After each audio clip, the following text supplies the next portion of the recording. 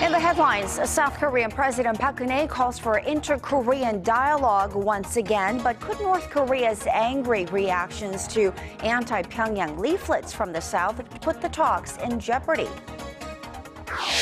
Beijing calls on Seoul to release Chinese fishermen arrested for illegally fishing in South Korean waters and resisting law enforcement. And we now have the first Ebola patient who's contracted the virus inside the United States, a nurse who wore protective gear while treating an Ebola victim.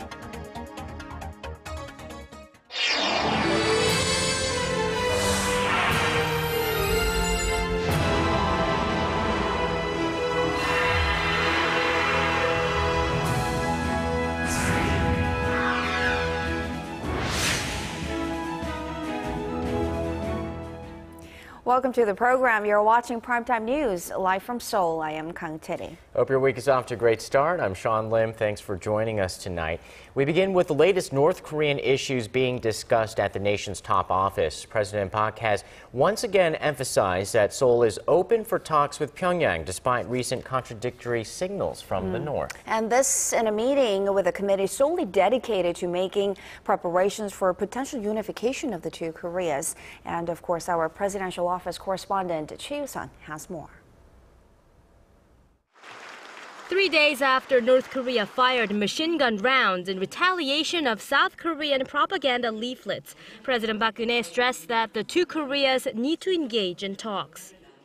전쟁 중에도 대화는 필요하다는 말이 있듯이 한반도 긴장 완화와 평화 정착을 위해서는 대화가 지속되어야 합니다. 고위급 접촉을 남북 관계 개선의 기회로 삼아야 합니다. Pyongyang's latest hostile act came just days after it took Seoul up on an offer for talks. At our Unification Preparatory Committee's second meeting Monday, the South Korean president said when the two sides meet, they should talk over the possibility of the South lifting sanctions that were imposed after the North torpedoed a South Korean warship in 2010. By referring to the sanctions, a major bone of contention between the two Koreas for the first time since taking office last year, President Park is thought to have placed more weight on settling issues through dialogue. The president, however, took a cautious tone about mending ties with North Korea, saying inter-Korean relations have always been double-sided. 섣부른 판단으로 남북 관계의 환경을 바꾸는 것은 매우 위험한 일입니다. 그렇기 때문에 정부는 앞으로도 도발에는 단호히 대처해 나가되 대화의 문은 항상 열어놓고 평화 정착을 위해 노력해 나갈 것입니다. As for a campaign to have both Koreas prepare for unification, the president called for a detailed plan to break ground on her envisioned DMZ Peace Park, a charter to instill public will for unification and increase support for the North's humanitarian needs. Choi You-sun, Arirang News. Meanwhile, North Korea continues to send strong warnings against South Korean activists flying anti-Pyongyang leaflets across the border. The regime has not yet backed out of scheduled inter-Korean talks, but did urge Seoul to make what it calls the right decision. Our Unification Ministry correspondent Hwang Sung-hee reports. North Korea has warned it will step up its physical strikes if South Korean activists continue to fly anti-Pyongyang leaflets across the border. In a statement released Sunday, the North said its military attack designed to destroy balloons carrying anti-North leaflets on Friday shows its warnings are not empty words. But Pyongyang did not back out of an agreement to hold a second round of high-level talks. There is still chance for making a decision. South Korea should acknowledge our sincere efforts to write a new history for improving North-South relations and not pour cold water on the opportunity. In response, South Korea said Monday that the high-level talks, slated for late this month or early November, should take place as planned, but reiterated it will not interfere with civilian activities.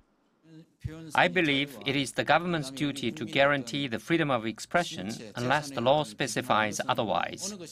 At the same time, we must continue efforts to protect our people and property from North Korean threats. Seoul's defense ministry said Monday that Pyongyang, through their military hotline on Saturday, declared the start of a battle to destroy South Korean balloons carrying the controversial leaflets. Considering that South Korea had warned earlier of strong countermeasures against further provocations, experts say the latest military tensions could put inter-Korean relations back at square one. Hwang Sang-hee, Arirang News.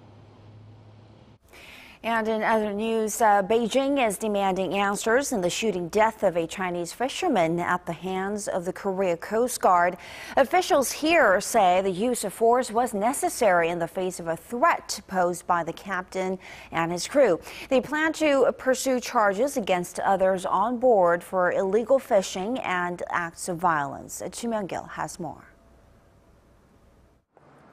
China is urging the Korean government to release its fishermen either arrested or being investigated for illegal fishing and acts of violence against the Korea Coast Guard.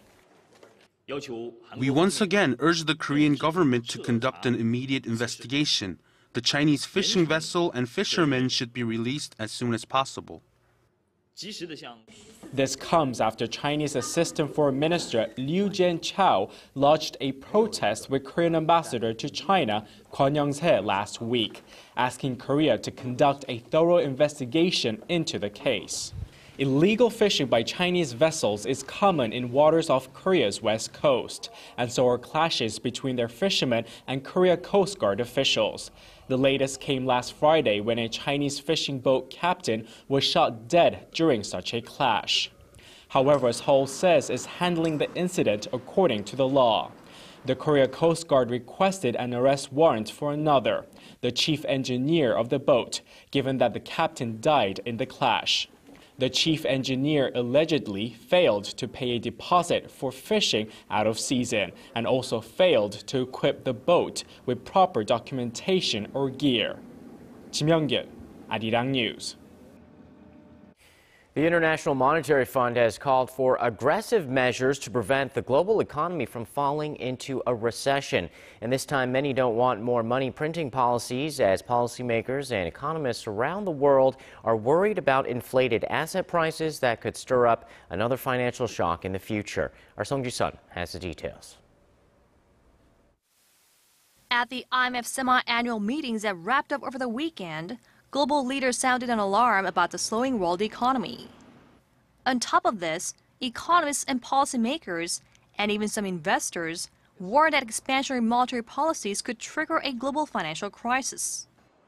They pointed to inflated asset prices and the increasing debt levels of many countries. Bond markets in the Eurozone are booming, and China's debt is hovering at a record high despite slowing growth. Share prices in the U.S. have also soared in recent months, although there was a sharp fall last week.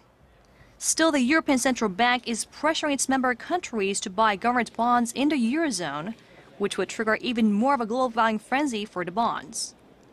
Chief economists and major institutions say central bankers need to be aware of asset bubbles and act accordingly. According to a report by the IMF, asset management firms have increased their purchase of bonds from emerging markets to nearly $2 trillion from $265 billion in the early 2000s. Regulators worry that retail investors will pull their money out at the same time when U.S. interest rates rise, triggering another market convulsion in emerging economies. The Federal Reserve is set to end its current bond buying program this month. Its next step would be raising its near-zero rate, probably in mid-2015. The IMF also called on central banks to be careful when communicating changes in policy in order to avoid financial market shocks. Song Ji-sun, Arirang News.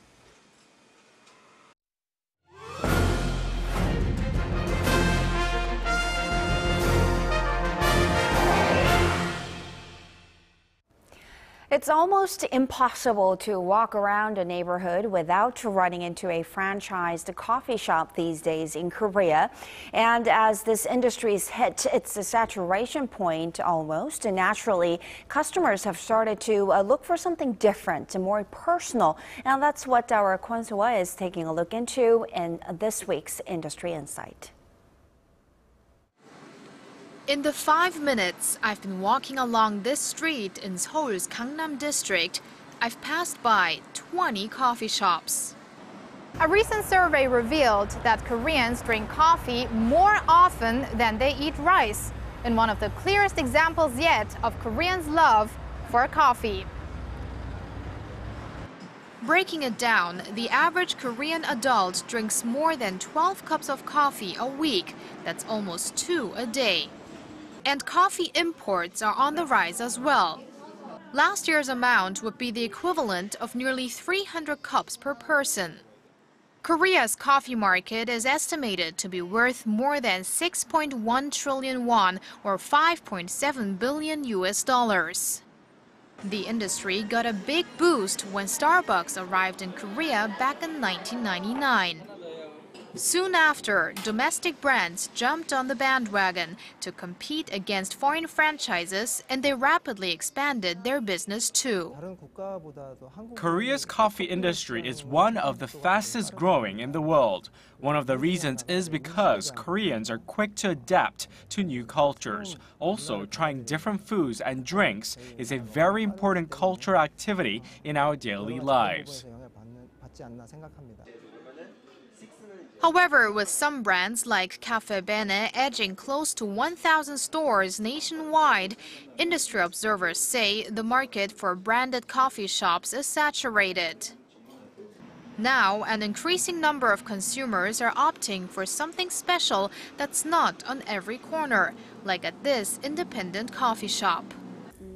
The coffee tastes more unique than at franchises, and I feel much cozier here. That's why I come here a lot. In the past, people put more importance on the spatial side of coffee shops, as they looked for a good place to chat, read, or surf the internet. However, these days they are more interested in the actual taste of the coffee they buy.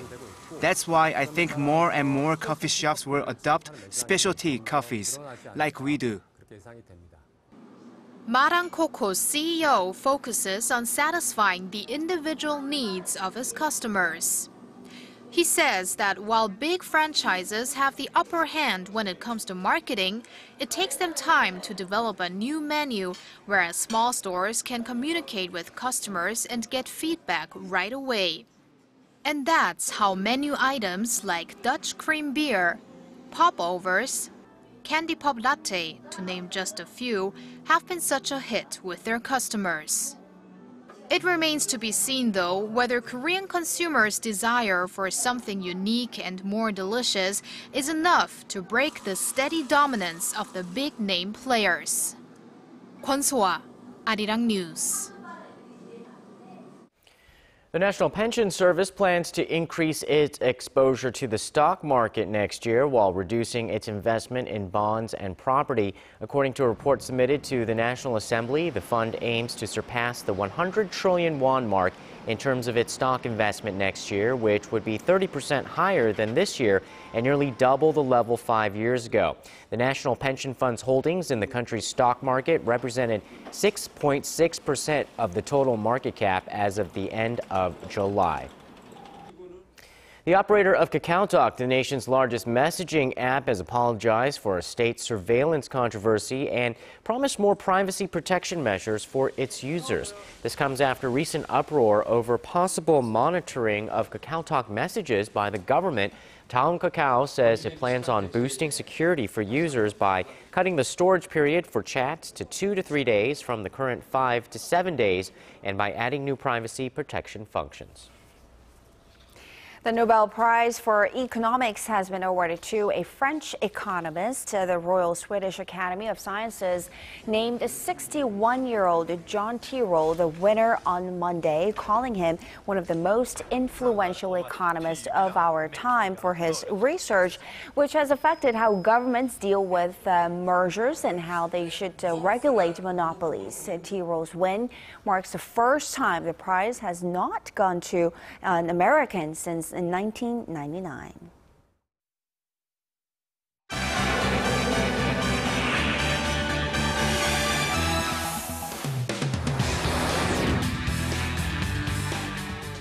A nurse in the United States has been confirmed as the first person to contract the Ebola virus on American soil. With more, we turn to Paul Yi at the News Center. Paul, this healthcare worker had direct contact with Thomas Duncan, an Ebola patient who died last week. What response has there been to this latest infection? Well, health authorities from the state to federal level are scrambling to contain the deadly disease, but the director of the Centers for Disease Control and Prevention has warned there could be even more cases in the coming days. This as the WHO described the Ebola epidemic as the world's worst health emergency in modern times. Our Kim In-ji has this report. U.S. health officials have confirmed that a healthcare worker in Texas has contracted Ebola, marking the first known transmission of the virus in the U.S. The U.S. Centers for Disease Control announced Sunday local time that preliminary blood tests were positive. The nurse, who was reported to have had a low-grade fever on Friday, had tended to a Liberian man who died of the virus at a Dallas hospital last week. The CDC director warned that more workers could have been exposed to the virus, attributing the nurse's infection to a breach of safety protocol. He said a full investigation would be launched into the matter. We are evaluating other potential healthcare worker exposures, because if this individual was exposed, which they were, it is possible that other individuals were exposed. We know that this individual did provide care to the index patient on multiple occasions, and that care included extensive contact. Hospital officials say the worker had been wearing protective gear during treatment, which includes gowns, gloves, masks, and shields. The nurse is said to be in a stable condition. In a statement later in the day, U.S. President Barack Obama urged federal authorities to take immediate additional steps to ensure hospitals and healthcare workers nationwide are prepared to follow protocols should they tend to an Ebola patient. The current Ebola outbreak, the worst of its kind, has killed more than 4,000 people, mostly in West Africa, with over 8,000 infected. But with thousands of Liberian healthcare workers set to go on an indefinite strike late Monday night over a pay dispute, efforts to contain the spread could be put at risk. Kim In-ji, Arirang News. And in the Middle East, the Pentagon says Turkey has agreed to let U.S. warplanes use its military bases to fight Islamic State militants in Syria and Iraq. The Turkish government had been under growing pressure from its own people and even the UN to take action against the advancing threat of the extremist group. Speaking on NBC News on Monday, U.S. National Security Advisor Susan Rice said American coalition forces would now be able to engage IS targets from Turkey. Rice added that U.S. commanders would also be able to train Syrian opposition forces there, but stressed that neither the U.S. nor Turkey would commit any ground troops to the growing conflict. Our interest is in the following. First of all, the Turks have, just in the last several days, made a commitment that they will, in the first instance, allow the United States and our partners to use Turkish bases and territory. Meanwhile, the flashpoint Syrian border town of Kobani continues to be under siege by IS fighters for the fourth straight week. Kurdish forces have reportedly launched a counteroffensive to retake key parts of the town with the help of U.S.-led airstrikes. The fear is that if the town falls, thousands of civilians would be massacred and insurgents would gain a path to Baghdad. Entering to Hong Kong, rival protest groups in the city's financial district have clashed in one of the biggest scenes of violence since the pro-democracy movement began there over 3 weeks ago. Tensions have been rising as anti-Occupy groups, from pro-Beijing supporters to taxi drivers, are demanding that demonstrators clear the streets. On Monday afternoon, chaos erupted as hundreds of men wearing surgical masks reportedly stormed the main pro-democracy site. Following the scuffle, protesters accused local police officers of turning a blind eye. There were 2 trucks when the conflict broke out. Police just stood there and took video. They did not take any action against the guys who took away the barriers. There are students sitting in front of the trucks. The situation is dangerous. Activists have been calling on Beijing to grant fully democratic elections for the territory, a demand that Chief Executive CY Leung says will fall on deaf ears. And that wraps up our look at international stories making headlines around the world. I'll see you back here tomorrow night.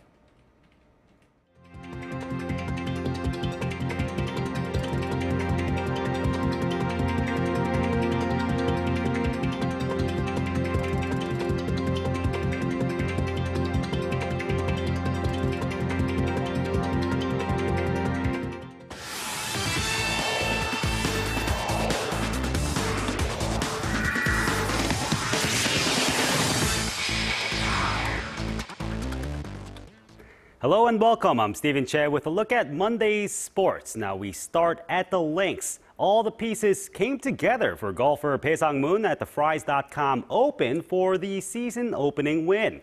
His drives had an added zip, his short game was spot on, and he had a hot putter throughout the weekend.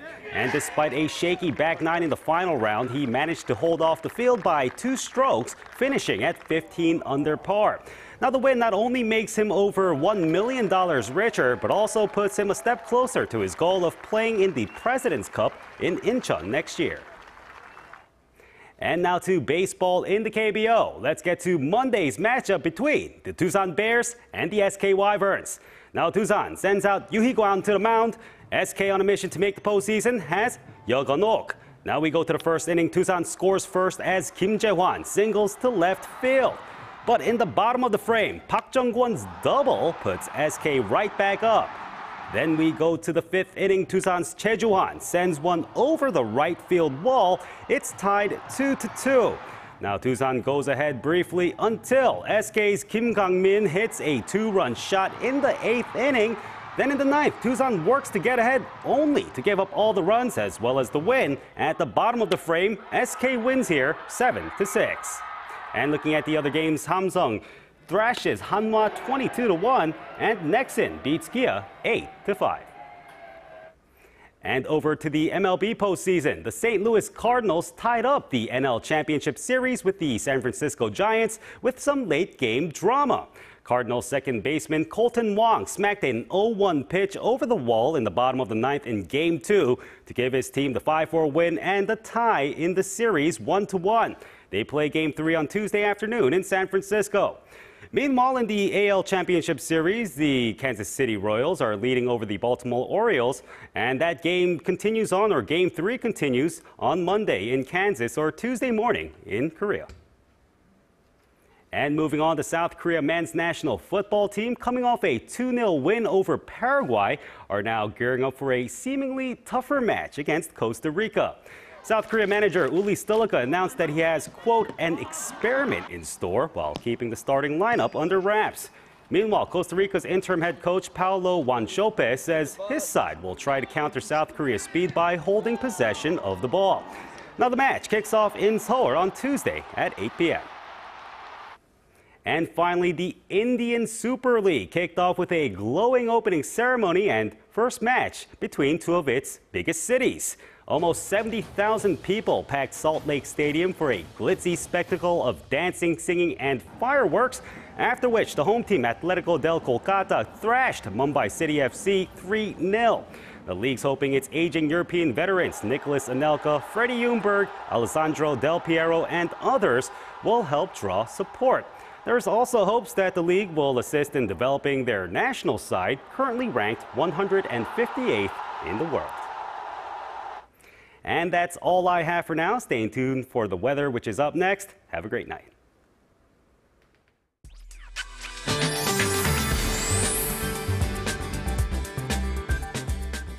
Hope your week is off to a great start, everyone. I'm Kim Bo-kyung with the weather updates. So it was a beautiful day for the inland regions. However, due to Typhoon Pongwon, which is currently passing over Japan, showers are falling along the eastern coast. Also, at the moment, a strong wind watch has been issued for those regions, including Busan. And keep in mind that the strong chilly winds will stick around for a while. As for tomorrow, bright and clear autumn conditions are forecast, but it looks like we'll wake up to a brisk and chilly morning, so make sure to dress warmly. Otherwise, typical autumn weather continues before nationwide showers fall once again on Thursday. On to Tuesday's readings. Seoul, Daegu, and Busan hit 20, Gwangju 21. As for other regions, Daejeon and Jeju reach the high teens, Dokdo 15. That'll do it for now. I'll be back with more updates after midnight. See you soon. All right, well, definitely a change of seasons afoot. Thanks, Po-kyung. And that's all for Primetime News on this Monday. I'm Sean Lim. And I'm Kang Chery. Thanks for watching, and we'll see you again soon.